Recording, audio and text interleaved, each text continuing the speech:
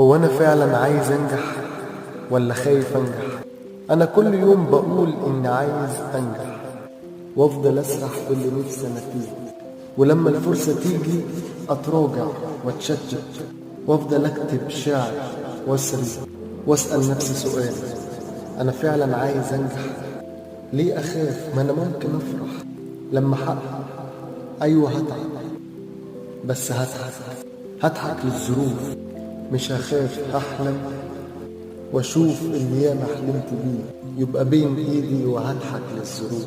بص شوف، همي يتحول حروف، عمري ما اتردد هطوف العالم واعيش وافرح، وهفضل اروح اماكن كنت اقعد فيها وبسرح في اللي فات والذكريات، واواجه الماضي واعيش لحظة، واشوف بكرة مخبي لي ايه. لكن هفرح في اي